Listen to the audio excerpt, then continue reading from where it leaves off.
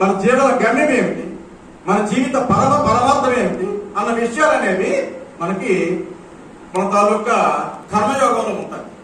జ్ఞానయోగం అనేది అసలు సృష్టి ఎట్లా పుట్టింది, ఎందుకోసం పుట్టింది, ఈ సూర్య చంద్రులు ఎవరు, అసలు ఈశ్వరుడు ఎవరు, బ్రహ్మ విష్ణు మహేశ్వరులు ఎవరు, శివుడికి ఈశ్వరుడికి భేదం ఏమిటి, అలాగే ఆది పరాశక్తి ఎవరు, ఎక్కడి నుంచి వచ్చింది సృష్టి, ఎందుకు నిమిత్తం సృష్టి, ఎందుకు బాధలు పెట్టడం ఎందుకు, చావులు ఎందుకు, మళ్ళా పుట్టుకలు ఎందుకు, పర్యాటట దేవుడికి అసలు ఎందుకు ఇది అంతా జరుగుతోంది, ఇదంతా జరగడానికి గల కారణాలు ఏమిటని ప్రభుత్వం అన్వేషించాలి. ఇదంతా కూడా మనకి జ్ఞానయోగంలో వస్తుందమ్మా. తర్వాత భక్తి యోగం, పరమాత్మను చేరడానికి మనకి నవ విధాలైనటువంటి భక్తి మార్గాలు ఉన్నాయి. మీకు అవన్నీ మేజర్ చెప్పే ఉంటారు. 9 రకాల భక్తి భాగాలు ఉంటాయి. అందులో స్నేహభాగం ఒకటమ్మా. ఈ రోజు మనం స్నేహం తినొస్తాం, స్నేహంతో కూడా చేయొచ్చు. మీరు తిన్నగా మన కన్నా వైపు కర్ణాటక కానీ, తమిళనాడు కానీ, చుట్టూ చివరి పై గుజరాత్ కానీ, అలాగే ఉత్తరప్రదేశ్ కానీ వెళ్ళినట్లయితే అక్కడ లడ్డు గోపాల్ అని ఉంటాడు, చిన్ని బాలకృష్ణుడు. ఆ బాలకృష్ణుడి చేతిలో ఒక లడ్డు ఉంటుంది. అలాగే చాలా మంది కృష్ణుడు ఇంట్లో పెట్టుకుంటారు, రోజు స్నానం చేస్తారు, బట్టలు తొడుగుతారు. కృష్ణ నీకు నచ్చినటువంటిది ఏంటి కావాలి ఇవ్వాలి ఉత్తినే అంతా మాట్లాడుతుంటారు, ఫ్రెండ్లీగా స్నేహంగా. భగవంతుడు ఎదురుగా ఉంటున్నట్టు చూసుకుంటూ తన్మయత్వంతో నీకేమో ఏం కావాలి కృష్ణ, ఈరోజు నీకేం పెట్టాలి అంటూ వంటకాలు చేసి భోజనం చేసినట్టు, ఆ మూతి తుడిచినట్టు, ఏం మచ్చలుంటే తుడిచేసినట్టు, నేను ఆఫీస్కి వెళ్ళి వస్తాను, నేను స్కూల్కి వెళ్ళి వస్తాను అని చెప్పుకుంటూ వెళ్తారు. మళ్ళా పరిగెత్తున వచ్చి కృష్ణ నేను వచ్చేసాను అనుకుని వస్తారు. అంటే వాళ్ళు ఎంత తన్మయత్వంలో ఉన్నారో చూడండి. ఆ ఏరియా అంతా కూడా, ఆ బెల్ట్ అంతా కూడా కృష్ణుడి తాలూకా చాలా విపరీతమైనటువంటి భక్తిభావం, స్నేహభావం. ఈ స్నేహభావం అనేది ఈ 40 భక్తుల్లో అది ఒకటి. దేవుడిని అలంకరణ చేయడం, శ్రవణము, వినడము, మంచి మంచి మాటలు వినడము. మన దురదృష్టంతో ఏం జరుగుతోంది, మానసికమైనటువంటి మైకంలో పడిపోతున్నాం. మన మైకంలో మనకు జ్ఞానేంద్రియాలు, కర్మేంద్రియాలు మనం అసలు ప్రారంభించక. జ్ఞానేంద్రియాలు, కర్మేంద్రియాలు అనేవి ఉన్నాయి. జ్ఞానాన్ని కలిగించేవి 5 ఇంద్రియాలు, కర్మని కలిగించేవి 5 ఇంద్రియాలు. ఈ జ్ఞానానికి కర్మకి మధ్యనటువంటిది బుద్ధి, మనసు. మనసు, బుద్ధి, ఆత్మ, పరమాత్మ. చూసారా, శరీరానికి ఇవన్నీ. ఈ మనసు అనేది గొప్ప చంచలమైంది. ఒక్క నిమిషం కాదు, కళ్ళు మూసుకోండి, ఎన్ని రకాల భావనలు వస్తాయో, ఇంటి దగ్గర ఏమైపోతుందో, ఏమవుతుందో, ఎవరు పిలుస్తున్నారని మీరు ఇప్పుడు జ్ఞానం చేస్తున్నారు కదా, రకరకాల ఆలోచనలు వచ్చేస్తాయి. ఒక్క నిమిషమే కళ్ళు తెరిచేసరికి ఏమీ ఉండదు. అంతర్గతంగా మనసును మనం బంధించేసరికి విపరీతమైనటువంటి ద్వారంలో ఎన్నొచ్చి పడిపోతాయో ఆలోచనలు తెలియదు, లెక్కలేని ఆలోచనలు. ఆ ఆలోచనలను మనం కంట్రోల్ చేసే శక్తి మనకు కావాలి. అప్పుడు మనసు మన అధీనంలో ఉండాలి. మనస్సు అధీనంలో పెట్టుకోవాలంటే బుద్ధి సక్రమంగా ఉండాలి. బుద్ధి సక్రమంగా ఉండాలంటే ఆత్మ సక్రమంగా ఉండాలి. శరీరము, మనసు, బుద్ధి, ఆత్మ 4. ఈ 4 కలిసిన తర్వాత పరమాత్మ లింక్. అందుకే మనం ధ్యానం చేసేటప్పుడు ఎలా పెడతాం, ఈ 4 ఒకటి, ఇది ఒకటి. ఇది ఈ 2 ఆత్మకు సంబంధించి. శరీరము, మనసు, బుద్ధి, ఆత్మ. ఆత్మ అంటే మరేటి కాదమ్మా, మెదడు. ఆత్మ అంటే మరేమి కాదు, ప్రత్యేకంగా మెదడే. మెదడు ఆలోచన ఇస్తుంది. ఈ 4 కలిపింది పరమాత్మతో లింక్ చేస్తాం. ఇలా వేరు చేయకండి అమ్మా. ఇవి ఇలా పెట్టాలి. ఒక రాయికి తాడు పెట్టేసి ఇలాగా తిప్పుతామే, ఆ రాయి చుట్టూ ఎట్లా తిరుగుతుందో పరమాత్మకి ఆత్మకి అలా లింక్ ఉంటుంది. మీరు ధ్యానంలో పరిపూర్ణమైన శక్తి కానీ మీరు సంపాదిస్తే మీకు అది అనుభవం వస్తుంది. డైరెక్ట్గా ఏ మూల మీరు కూర్చోండి, డైరెక్ట్గా కాంతిని శరీరం నుంచి, మెదడు నుంచి డైరెక్ట్గా శరీరం నుంచి పరిశుభ్రమైపోతుంది. శరీరం పరిశుభ్రమైందంటే నాలుగు మీద పాచి రాదమ్మా, కంటిలో కళ్ళు కుసులు రావమ్మా, నీ శరీరం మీద మట్టి రాదమ్మా. అంటే మట్టి వస్తుంది అంటే నీ శరీరం లోపల భాగంలో మట్టి ఉండదమ్మా, పరిశుద్ధంగా ఉంటుంది. నీ మలమూత్రాల వాసన ఉండదు. చూసారా, మలమూత్రాలకు వాసన కూడా ఉండదు. అప్పుడు నీ శరీరం పరిశుభ్రమైనట్టు. పరిశుభ్రం ఎప్పుడవుతుంది? ఆత్మ పరమాత్మ లింక్ అవ్వాలి. సృష్టి నుంచి వెళ్తున్న శరీరంలో చేరాలి కాంతి. ఆ కాంతి చేరాలంటే మనసు నిర్మలంగా ఉండాలి. మనసు నిర్మలంగా ఉండాలంటే బుద్ధి నిర్మలంగా ఉండాలి. బుద్ధి నిర్మలంగా ఉండాలంటే కర్మేంద్రియాలు జ్ఞానేంద్రియాలు కంట్రోల్లో ఉండాలి. మంచి చూడండి, మంచి పనులు చేయండి చేత్తో. ఇవి చాలా దురదృష్టం. మంచి కావి చెవులు మంచివి వినండి, మంచివి చూడండి, మంచి ఆహారం తినండి, మర్చిపోయిన పదార్థాలు తినకండి. ఆ ఆహారం గురించి నేను చెప్తాను. మనం నోటితో అలా చేయాలి.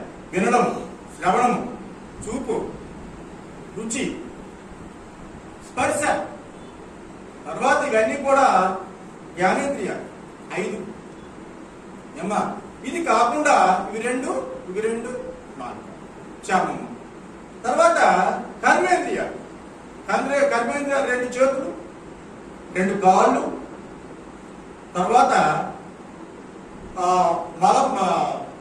మన తాలూకా మూత్రాశయం ఉంది కదా, మన తాలూకా మర్మావయము, మూత్ర ద్వారం, మన ద్వారం, ఇవన్నీ అందులోకి వస్తాయి.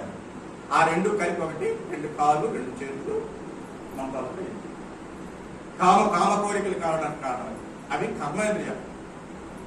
వీటిని మనం లైన్లో పెట్టుకుంటే ఇవి లైన్లో ఉంటాయి. చేతులు, కాళ్ళు, మన మర్మేంద్రియాలు ఎప్పుడు కంట్రోల్లో ఉంటాయి? జ్ఞానేంద్రియాలు కంట్రోల్లో ఉండాలి. జ్ఞానేంద్రియాలు ఎప్పుడు కంట్రోల్లో ఉంటాయి? మనసు కంట్రోల్లో ఉండాలి. మనసు ఎప్పుడు కంట్రోల్లో ఉండాలి? బుద్ధి కంట్రోల్లో ఉండాలి. బుద్ధి ఎప్పుడు కంట్రోల్లో ఉంటుంది? ఆత్మ పరిశుద్ధం అవ్వాలి. ఆత్మ పరిశుద్ధానికి మార్గం ఏది? ధ్యానం. అక్కడికి వస్తుంది. కలియుగానికి ధ్యానం అనేది మనకి శ్రీకృష్ణ పరమాత్మ పెట్టినటువంటి చాలా చక్కటి మార్గం, చాలా సులువైన మార్గం. వేల సంవత్సరాలు ప్రయాణం చేసేవారు, యాగం చేసి ధ్యానం చేసేవారు. మనం చక్కగా కళ్ళు మూసుకొని ధ్యానం చేస్తే అయిపోయింది. మీకు ఎక్కువగా మానసికంగా ఎన్నో రకాల ఆలోచనలు వస్తాయనుకోండి, మీకు నచ్చిన దేవుని తలుచుకోండి. ఓం నమ శివాయ అనండి, ఓం నమో నారాయణ అనండి, వాసుదేవాయనండి. ఏది లేదంటే ఓం ఓం ఓం అనుకోండి. అనుకుంటే ఒక దాని మీద కానీ మనసు దృష్టి పెడితే వేరే వరకు వెళ్ళదు. దాన్ని ఆ పెయ్యిని తెచ్చి మనం కర్ర కట్టేసినట్టే మనసుని ఒక దగ్గర బంధించేసాం అనుకోండి, మనం చెప్పు చేతుల్లో ఉంటాం. మనసు ఇది అంత ఈజీ కాదు, నేను చెప్పినంత ఈజీ కాదు. చాలా కాలం మనం శ్రమ పడాలి.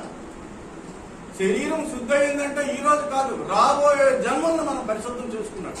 ఎందులో పుడతామో, ఏ భాగాల్లో పుడతామో, ఎందులో పుడతామో, ఎందుకు మనకి ఈ అవస్థ? మహత్తరమైనటువంటి బోధన చేశాడు మా శ్రీకృష్ణ పరమాత్ముడు. మనం అర్థం చేసుకోలేకపోతున్నాం.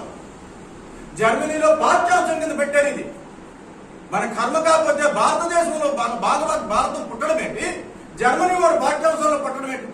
పుస్తకాల్లో పెట్టడం ఏంటి? వాళ్ళు చిన్నతనం నుంచి పాఠ్యాంశాల కింద చదువుకుంటున్నాడు బోధని. రష్యా దాన్ని ఆమోదించారు, ప్రపంచమంతా ఆమోదించారు. దురదృష్టం భారతదేశంలో ఆమోదం లేదు. ఎందుకంటే ప్రతిదానికి లౌకికవాదం. దేనిగా లౌకికవాదం?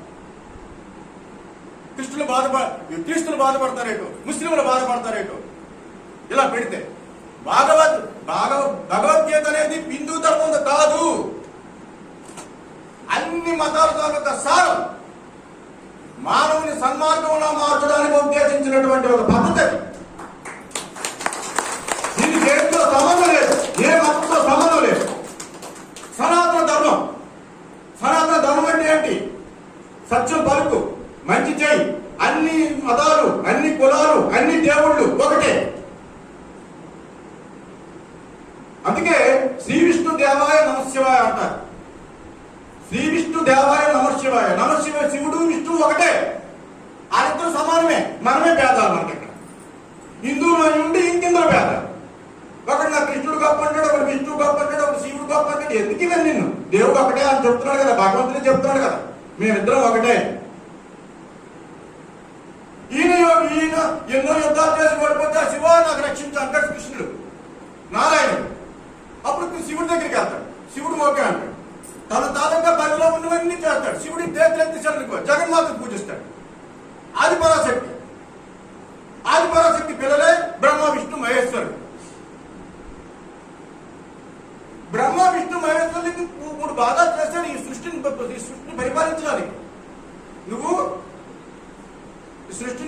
సృష్టిని కల్పించు, ఈ జీవులన్నింటినీ పుట్టించు, జీవుల్లో పద్ధతిలో నువ్వు దాన్ని నిర్మించు, ఈ సృష్టి అంతటిని నడిపించు అన్నాడు విష్ణువుకి. ప్రధాన భాగం విష్ణువు. శివుడు హాయిగా ధ్యానం చేసుకుంటాడు, పేక మీదకి వస్తే అప్పుడు వస్తాడు, తత్పర లేక. కాబట్టి మనం సన్మార్గం దాటానికి కానీ ఒక మంచి పనులు చేయడానికి కానీ మనకు ఆ శక్తిని ప్రసాదించడానికి విష్ణువు ప్రధానమైన వాడు. అందుకే ఆయనకి ఇన్ని బాధలు, లేకపోతే ఇన్నిసార్లు అవతారాలు ఎత్తవలసిన పని ఆయనకి ఎందుకు ఉంది? చక్కగా లక్ష్మీదేవిని వదిలేసి మాట్లాడితే ఇక్కడికి వచ్చేస్తున్నాడు, కిందకి భూలోకంకి వచ్చేస్తున్నాడు. వచ్చిన చుట్టాలా లక్షల మంది రాక్షసులను చంపుకోవడము, మారండి రా భగవంతు దేవుడు అనుకొని మనకు బోధనలు ఇవ్వడం. అతను మానవ రూపం ఏర్పడ్డాడు. రాముడిగా ఎన్ని కష్టాలు పడ్డాడు, కృష్ణుడిగా ఎన్ని బాధలు పడ్డాడు. ఆయన ఏమనిపించాడు అన్న?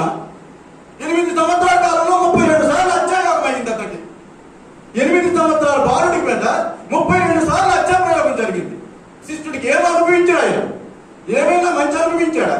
అన్ని నాకే కష్టాలు వచ్చేస్తాయి, నాకే కష్టాలు వచ్చేస్తాయి, నాకే కష్టాలు వస్తే బాధపడిపోతున్నాను. దేనికి కష్టాలు వచ్చేస్తాయి? నీ కోసము, నీ పిల్లల కోసము, నీ కుటుంబం కోసం, నీ తపన. అందుకు నీకు కష్టాలు వచ్చాయి. ఆయనకి ఏ తపన ఉన్నదని కష్టాలు పడ్డాడు ఆయన? అన్నిసార్లు ఎందుకంత బాధపడ్డాడు? 32 సార్లు అత్యాయోగమా ఒక పరమాత్మ మీద, ఒక దేవుడి మీద. ఆయన ఏం అనుభవించాడు? ఒక పరమాత్ముడు అయి ఉండి అర్జునుడికి సారథ మీకు తెలుసా?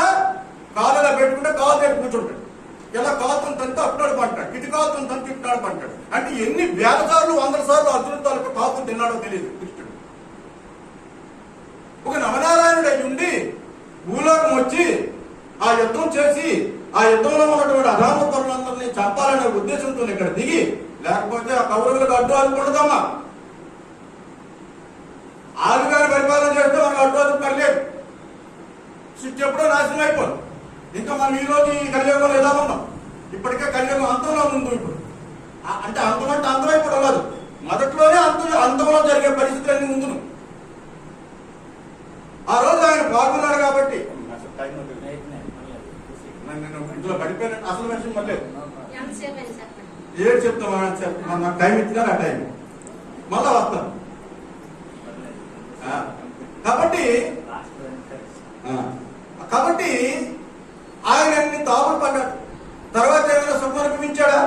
ఏ సుఖం అనుభవించలేదు. ఆమె తాలూకా గాంధారి తాలూకా శాపాన్ని అనుభవించాడు. నీ కులం మొత్తం మంచమైపోతుంది అన్నాడు. అలాగే అందరూ కొడుకు చచ్చారు. ఆయన అదే దాంతో ఆ ముసలత్వంతో ఆయన చనిపోయాడు. ఏమనుభవించాడు? ఏదైనా రాజ్యాధికారి కూర్చున్నాడా? కూర్చోలేదు. రాజ్యం చలామణి చేయలేదు. ఎంతసేపు దండెత్తడాలు చంపడాలే. ఆయన ఒక లెక్కలే వేసుకున్నాడు, ఇంతమంది నేను చంపాలి, వీళ్ళందరినీ చంపిస్తే ఆయన పని అయిపోయింది. కాబట్టి ఆయన మనల్ని ఉద్ధరించడానికి భూలోకానికి వచ్చినటువంటిది. మనం చాలా అదృష్టవంతులం. ఈ భారతదేశం రాముడిని అడిగాడినటువంటి భూమిది. కృష్ణ భగవానుడు ఏకంగా నారాయణుడు వచ్చి ఈ భూమి మీద సంచరించిన పవిత్ర భూమిది. ఆ భూమిలో పుట్టినటువంటి వాళ్ళు మనం ఎంత అదృష్టవంతులం ఆలోచించండి. ఈ ప్రపంచంలో ఏ ఒక్క దేశానికి కూడా అంత ఇది లేదు, అంత పుణ్యాత్మం కాదు. మనమే పుణ్యాత్మం, అంత పుణ్యాత్మం. కానీ వాళ్ళు అడుగుజాడల్లో నడవలసినటువంటి బాధ్యత మనకు ఉందా లేదా? చచ్చినప్పుడు పెడతావా భగవద్గీతని? ఎవరు చెప్పాడు ఇది? చచ్చినప్పుడు శవం అక్కడ ఉంటుంటే భగవద్గీత వేస్తాడు, శవం వెనకాల ఉంటే శవం వెనకాల పద్యాలు వేస్తాడు. పిల్లలు పుట్టిన నుంచి నేర్చవలసింది భగవద్గీత. దానిలో ఉన్న అంశాలు నేర్పాలి. చచ్చినప్పుడు వేసింది ఇది ఎవరు చెప్పారు మనకి? కాబట్టి ఇలాంటి మూఢ విశ్వాసాలతో మనం ఉన్నామమ్మా. ఇప్పటికైనా మనం ఏం చేయాలంటే మన పిల్లలకు భగవద్గీత సారాంశం చెప్పండి. ఏనాడో నీతి సూత్రాలు పోయింది. కలియుగం అంతంలో చెడిపోతున్న పరిస్థితులు ఇప్పుడే మనం చూస్తున్నాం. ఇంకా రాబోయే రోజులు ఎట్లా ఉంటుందో తెలియదు. మేము చదువుకున్నప్పుడు ఊరంతా సారా దుకాణం ఉంటుంది. ఇప్పుడు నడిపొట్టిన సారా దుకాణాలు కొట్టెట్టారు. మనం ఏంటి అభివృద్ధి చెందుతున్నామా? డబ్బు అయి పరిగెడుతున్నాం, అభివృద్ధి చెందుతున్నాం. కూడేసుకున్నాడు, డబ్బులు కూడేసుకుంటున్నాడు, పోయినాడు, ఎలా పోతున్నాడు. పేదవారు అయిపోతున్నాడు, ధనవంతులు అయిపోతున్నాడు. అది కలియుగ లక్షణం. మీరు అడిగేతో ప్రశ్న అడగచ్చు, ఏంటండి ఇది, ఎందుకంటే మరి ఏమిటి ఇక్కడ ఉన్న ధర్మం ఏమిటి అని మీరు అడగచ్చు. దీని అన్నిటికీ కర్మ ఫలం ఉందాం, ఏముండదా మీ కర్మ ఫలం ఉందాం.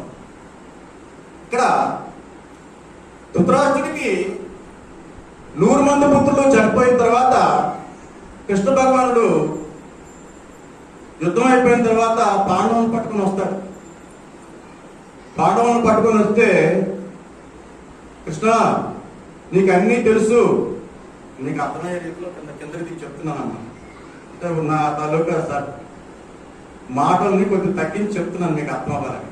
అరే అనుకోకండి, అది తప్పే, అలా చెప్పకూడదు, కొన్ని పదాలు అలా చెప్పకూడదని కొంచెం కృష్ణ భగవాన్ ఏంటిది, నీకు అన్నీ తెలిసే నువ్వు చేసావు, కనీసం యుద్ధాన్ని ఆపలేకపోయావు, నా 100 మంది పుత్రులు నీ వల్ల చనిపోయారు, నువ్వే యుద్ధాన్ని ఆపుంటే ఈరోజు నీకు తప్పదు కదా అని అంటే, ఇది నేనేం చంపలేదు, అర్జునుడు ఏం చంపలేదు, కౌరవుడు ఏం చంపలేదు, నేనే చంపాను, కావాలంటే చూసుకో.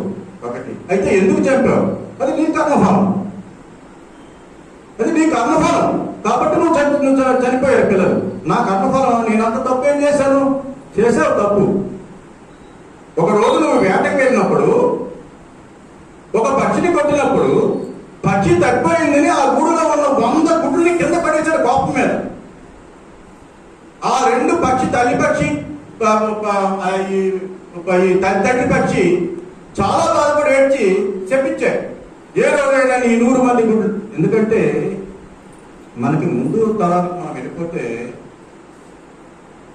కృతయుగానికి కానీ ద్వాపర యుగానికి కానీ సత్య ముందు యుగాలకు వెళ్ళిపోతే అనుకున్నది జరిగేవమ్మా. మనసు అంత నిర్మలమైనవి, వాళ్ళ సత్యనిష్ట లాంటిది, వాళ్ళ తాలూకా మాట మీద అంత శక్తి ఉండేది. ఆవాహం చేసుకుంటే దగ్గరగా నారాయణుడే దగ్గర.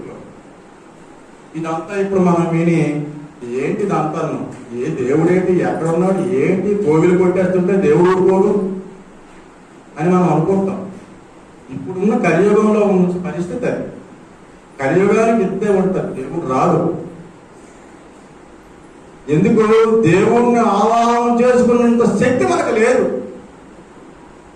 ఇక్కడ ఉన్నటువంటి గోడల్లో ఉన్నటువంటి ఏ పూజారి నిష్ట లేదు, ఆయనకి ఎటువంటి శక్తి లేదు, ఆయనలో ఉన్నటువంటి వాంగ్మయం శక్తి తగ్గిపోయింది, శ్లోకాల పఠన తగ్గిపోయింది వాళ్ళకి. ఆ అంతరార్థం మనకు తెలియదు. అంతరార్థం తెలియకుండా మనం శ్లోకాలు చదివితే ఏముండదాం. మనం వెళ్తాం, గోవులకి వెళ్తాం, కొబ్బరికాయ కొడతాం, ఎప్పటికంటే దేవుడు దర్శనం అయిపోతే బయటకు వెళ్ళిపోతాం, లైన్లో నిలబడతాం.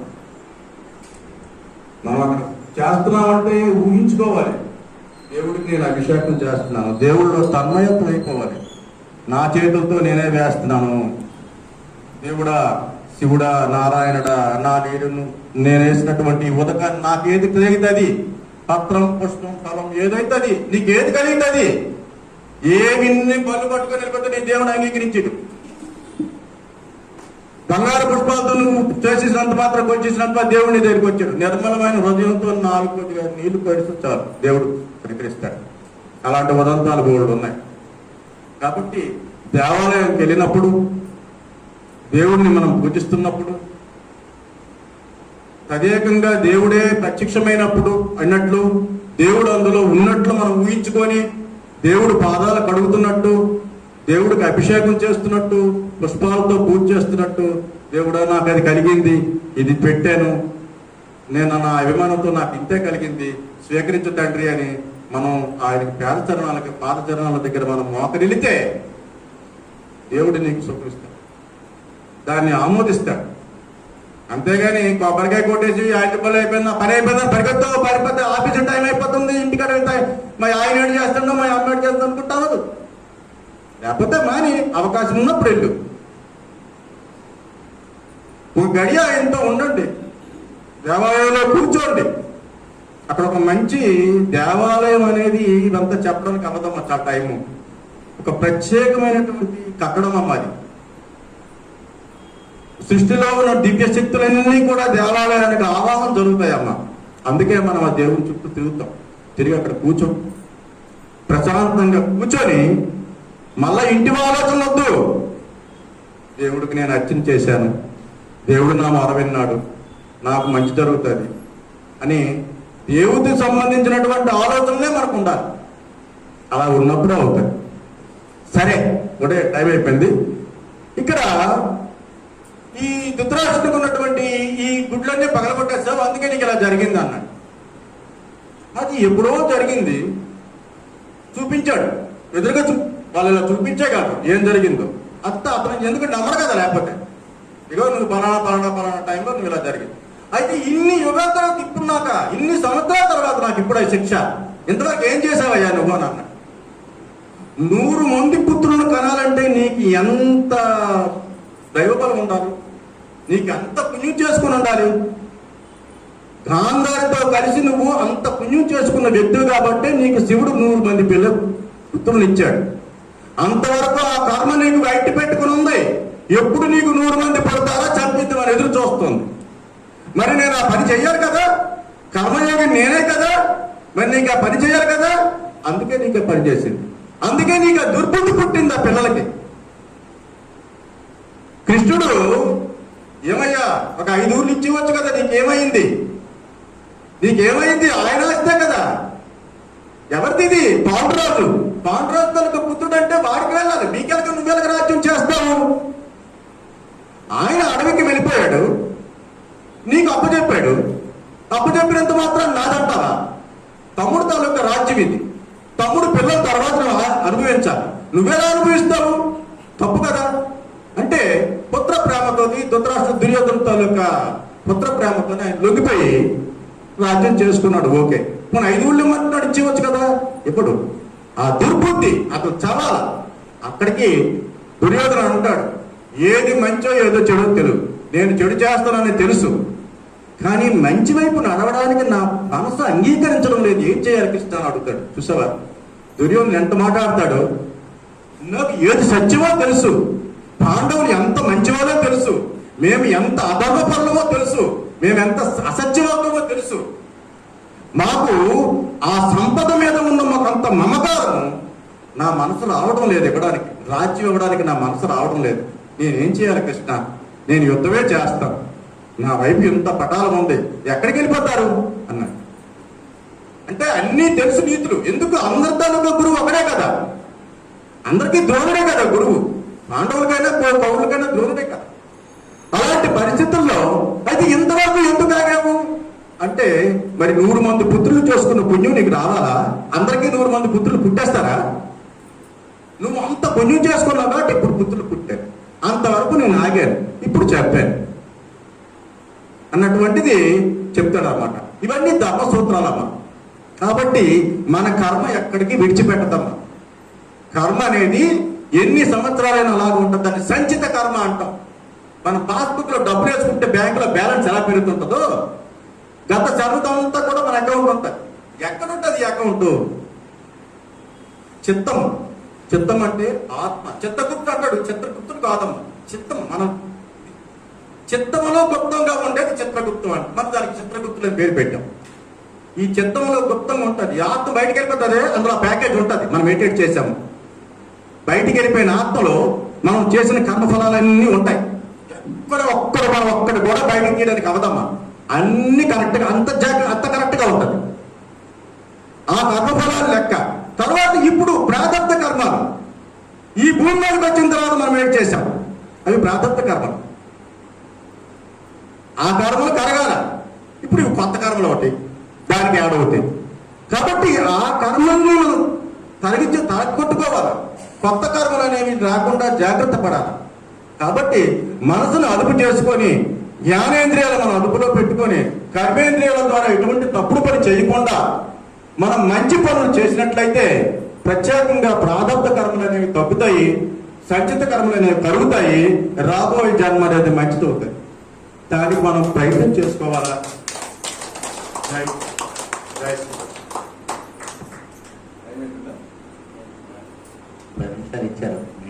నేను అనుకుని చెప్పలేదు, ఆహారం గురించి లేదు, ఎటు వెళ్ళిపోయాను. ఇలాగే ఉంటుందమ్మా. ఇలా తెల్లవాళ్ళు చెప్తాను, మనకు అవకాశం ఉండాలా. ఓకే రమణ గారికి ఒకసారి ఆయన గని అన్నారు.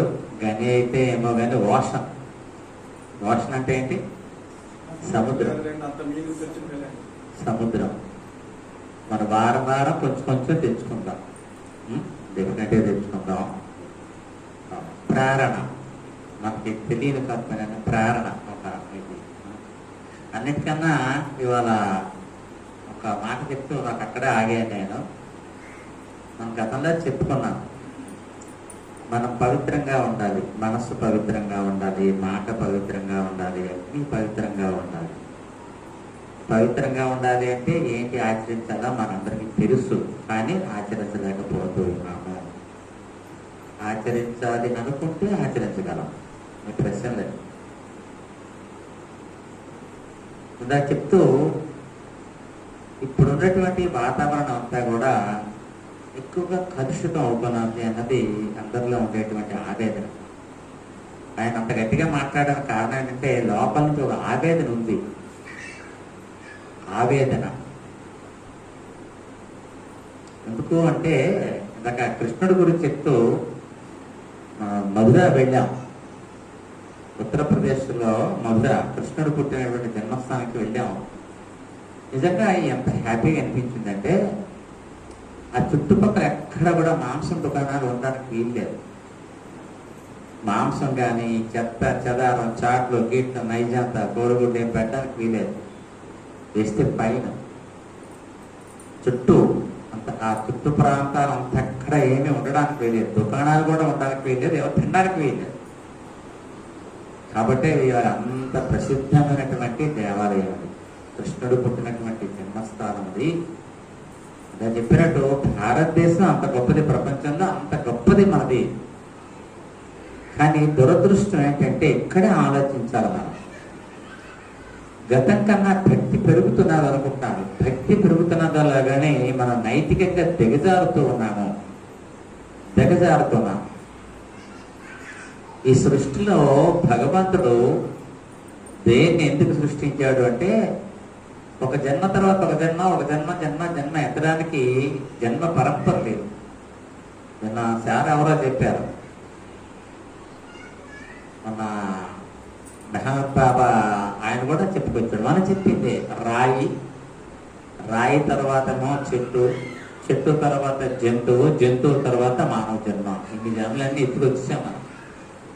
ఈ జన్మలోనైనా మనం ఎక్కడి నుంచి వచ్చామో అక్కడ చేరుకోవాలంటే జీవన్ముక్తి పొందాలి. అంటే ఈ జీవితాన్ని ముక్తి పొందాలి అంటే మళ్ళీ జన్మ ఎత్తకుండా ఉండాలి. ఎప్పుడు ఎత్తకుండా ఉన్నాం అంటే పాపము పుణ్యము రెండు సమానం అవ్వాలి, ఏమీ లేకుండా. పాపాలు ఉండకూడదు, పుణ్యాలు ఉన్నా సుఖలేదు. పుణ్యాలు చూస్తే బ్రహ్మలోకం వరకు వెళ్తాము, కానీ మళ్ళీ ఇక్కడికే రావాలి. ఏమీ లేకుండా అంటే నారాయణ దగ్గర చేరుకుంటాం. కానీ ఇవాళ చూసినట్టయితే ఎంతో ఒకసారి మన ఆహారంలో ముఖ్యంగా జీవహింస మరీ చెప్తున్నాను, ఎవరు ఏం బాధపడుతున్నారు. జీవహింస, ఒక జీవిని చంపేటువంటి హక్కు మనకు లేదు. పెద్ద యజ్ఞం కాబోతున్నది తిరుపతిలో. నన్ను వచ్చారు చెప్తా, మళ్ళీ పెద్ద యజ్ఞం చేస్తున్నాం. జీవహింస, ఏ జంతువుని చంపేటువంటి రైట్ మనకు లేదు. అది ఒక దృష్టి అయితే నీ శరీరం పవిత్రంగా ఉండాలి అంటే ఇలా చెప్పారు, నీ శరీరంలో చెమట కూడా చెట్టు వాసన వస్తుంది. నీ శరీరంలో పంపించేది ఏది పవిత్రమైనది అయితే నీ శరీరానికి కంపు పంపిస్తే నీ ఊళ్ళల్లో కంపు వస్తుంది. ఇంతే. కొంతమంది శరీరాలు స్మెల్ రాదు. కారణం ఏంటి? వాళ్ళు అతి పవిత్రంగా ఉంటారు. వాళ్ళ తిండి కానీ మాట కానీ వాళ్ళు ప్రతిదీ అంత పవిత్రంగా ఉంటారు. కాబట్టి ఇక్కడే నేను ఆగిపోయిన దాకా మనం తిండి మార్చుకోవాలి. శాకాహారులుగా కండి.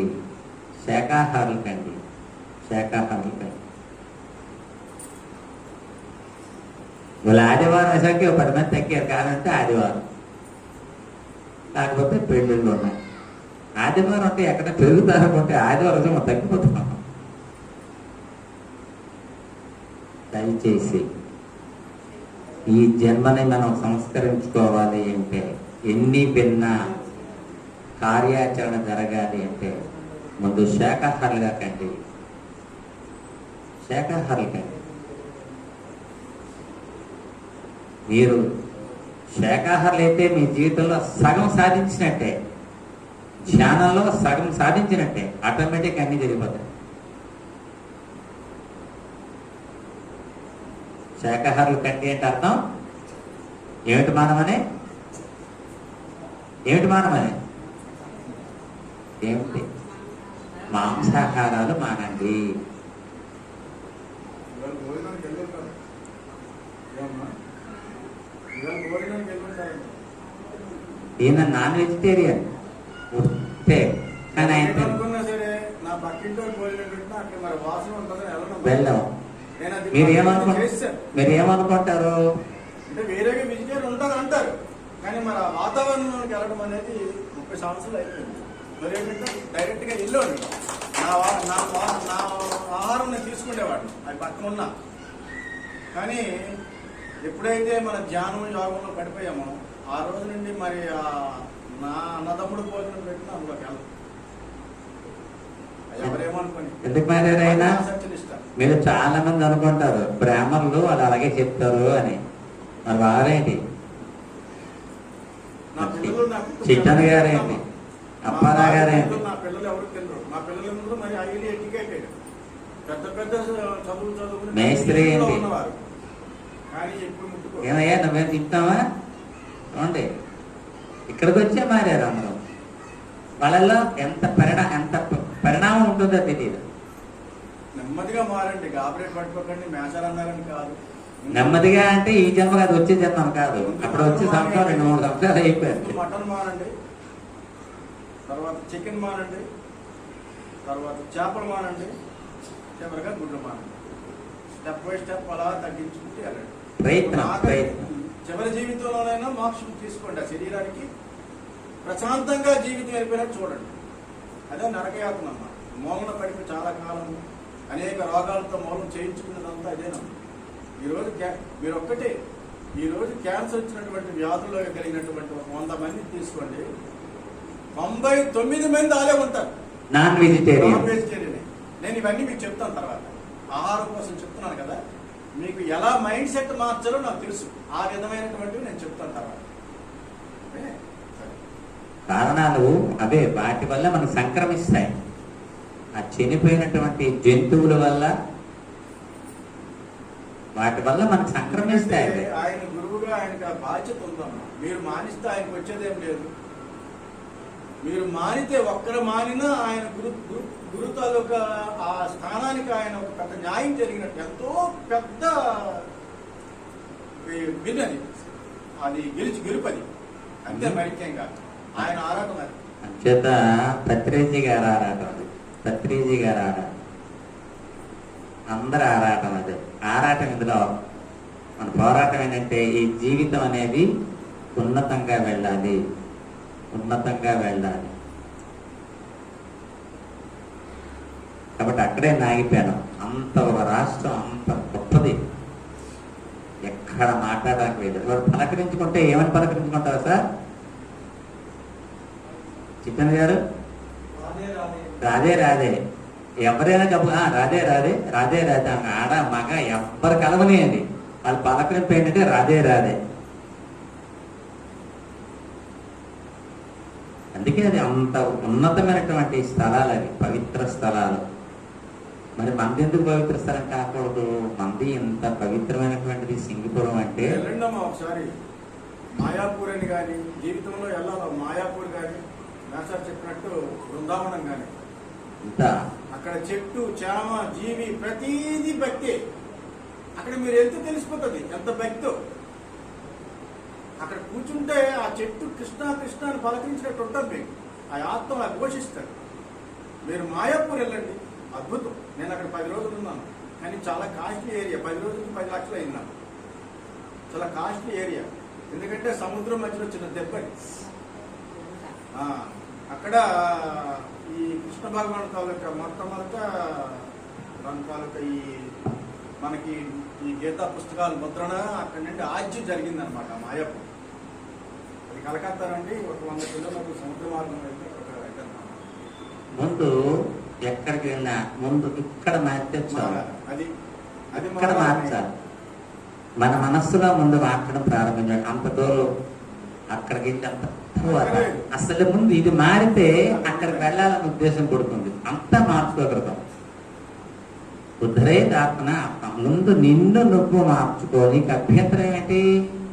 నిన్ను మార్చుకోవడానికి ఏమో అభ్యంతరం చెప్పండి. మీకు ఎవరు అడుగుతారా? మీరు మారుతాను అంటే మిమ్మల్ని అభ్యంతరం పెడతారా? ఒక 5 తులాల బంగారం కొనమంటే అభ్యంతరం పెడతారు. 1,00,000 రూపాయలు అయితే ఇప్పుడు ఎక్కడ కొంటానని అంటారేమో. కానీ నేను పవిత్రంగా ఉంటాను అని అంటే ఎవరు వద్దంటారు? పవిత్రత, ఆహారము పవిత్రత కావాలి. చక్కనైన ఆహారం కావాలి. ఆహారం అంటే శాకాహారము, దర్శ.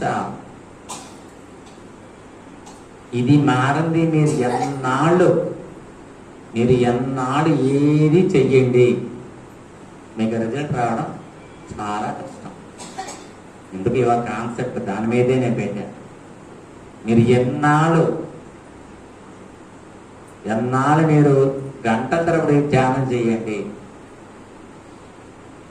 లోపల అంధకారం ఉన్నప్పుడు వెలుగు ఎట్లాగ వస్తుంది మనకి? మనసు ఎట్లాగ అది స్వచ్ఛత ఉండదు లోపల. ఆ స్వచ్ఛత లేక కదలాడుతుంటుంది. అలా ఏవేవో వచ్చేస్తుంటాయి ఆలోచనలు, వస్తూ ఉంటాయి. ఆ తిన్నవన్నీ ఊరుకుంటూ ఉంటాయండి. లోపల కుక్కరోకు అంటూ ఉంటాయి. మేకలు అరుస్తూ ఉంటాయి. ఎస్, ఇంకేం అనుమానం. దయచేసి ఈ జన్మ పవిత్రమైనది, మానవ జన్మ పవిత్రమైనది.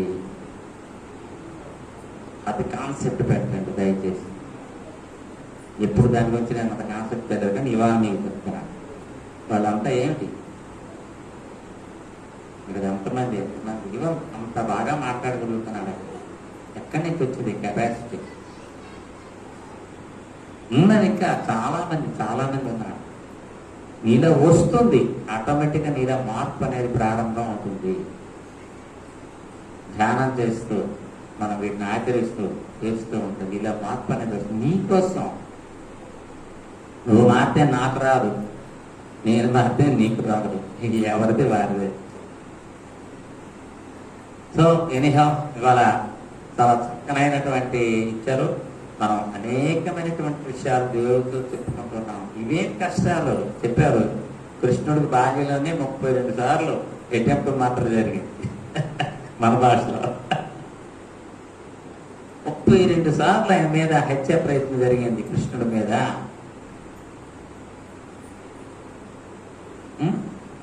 రాముడు, కృష్ణుడు ఇవి చెప్తున్న కాదు, ఇవి జరిగినటువంటి ప్రాంతం ఇది.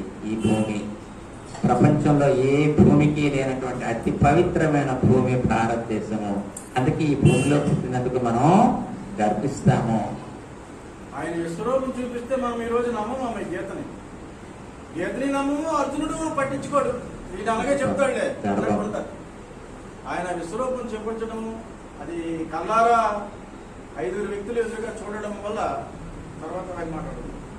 అది మనకు బయటకు వచ్చింది. కానీ అందులో ఏమనలేదు కదా. పాటించండి అన్నాడు. అంతే. మన కోసమే మనం చెప్పలేదు. మీరు పాటించండి, బాగుంటుంది. ఒక నిత్యం సత్యం చెప్పాడు. నిత్య సత్యం. అది మనం ఫాలో అవుతామని, కొంతైనా ఈ కలియుగం తాలూకా ప్రభావం మన మీద తగ్గుతుందనే ఒక అభిలాషణీయమైంది. దేవుడిగా, ఒక గురువుగా, ఆది గురువుగా ఆయన అభిలాష. ఓకే, చాలా మంచి ప్రారంభించినటువంటి మనందరూ కూడా ఒకసారి కృతజ్ఞత చెప్పుకుంటూ, ప్రతి ఆదివారం సార్ వస్తున్నారు. రాత్రి మీకు నేను చెప్పాను, రాబోయే రోజుల్లో మంచి గురువులు రాబోతున్నారు ఇక్కడికి. వారికి గురువు వచ్చారు కదా. ఆహారం తేల్చదు. ఆహారం తేల్చిన తర్వాత, ఎందుకంటే గురువు గారికి ఆ సప్త ఆహార సాత్విక ఆహారం అనే దారిలో మీరు వెళ్ళాలని ఒక ప్రగాఢమైన కోరిక ఉంటుంది గురువు గారు. అది కాబట్టి గురువు గారి బాధ్యత. ఆయన కొద్ది చేయూతనిచ్చి ఆ మార్గంలో వెళ్ళడానికి మీకు చిన్న ప్రేరణ అనేది శక్తి స్థాయిలో ప్రయత్నం చేస్తాము. వారానికి ఒక రోజు మనపై గురువు శాశ్వత పర్మనెంట్ కలిగురు. అట్లాగా ఒక్కొక్క గురువులు మనం వారం రోజులకి తయారు చేసుకోబోతున్నాము. మీలోనే నలుగురు ఉన్నారు ఆల్రెడీ. అది ఎవరో మీరే చూసుకోండి. నలుగురు రెడీగా ఉన్నారు. ఆ పేర్లు ప్రకటిస్తాను. ఆ పేర్లు మీరు అవసరమైతే అనర్గళంగా తిప్పడానికి కావాల్సిన మ్యాటర్ మీరు తయారు చేసుకోవడానికి మీకు శక్తి వస్తుంది. ఇంకా మరిగితను మనం చేసుకుంటే వారం రోజుల్లో మాట్లాడక్కర్లేదు. అనంతమైనటువంటి సబ్జెక్టు. సార్ ఏం చెప్తాను, ఇంత సబ్జెక్ట్ ఉన్నా ఒక్క ఆహారం గురించి చెప్తాను అన్నారు. భగవద్గీత అన్ని శ్లోకాలు ఒక్క శ్లోకమే. ఆ ఒక్క శ్లోకాన్ని మనం కొన్ని సంవత్సరం చెప్పచ్చు. ఏమిటో శ్లోకం? యుక్తాహార విహారస్య యుక్తశ్చేష్టస్య కర్మసు యుక్త స్వప్నావబోధస్య యోగో భవతి దుఃఖః. 700 శ్లోకములు 700 శ్లోకాలు అంటాం కదా మనం. 700 శ్లోకంలో నీకు నచ్చిన మంచి శ్లోకం చెప్పండి అన్నాడట వివేకానందుడికి అమెరికా. ఈయన ఆ శ్లోకం చెప్పాడు. అంటే అంత పవిత్రమైన శ్లోకం. ఒక్కొక్క శ్లోకం ఒక్క శ్లోకం తీసుకుంటే భగవద్గీతలో సంవత్సరం చెప్పచ్చు. ఒక్క శ్లోకాన్ని తీసుకుంటే సంవత్సరం పాటు మనం చెప్పచ్చు. మనం చదవలేమమ్మా. అపారమైన గ్రంథాలు ఉన్నాయమ్మా.